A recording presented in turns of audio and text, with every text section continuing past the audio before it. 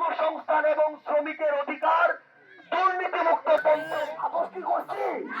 উল্টা করে ধোলায় পিটাইছে, তারপর আপোষ করবে। নাম্বার ওয়ার্ডে মার্কা আছে, গ্রামের ডাঙ্গাতে মার্কা আছে। আগের এমপিরা 10 বছরে যা করতে পারে নাই, আমরা 5 বছরে।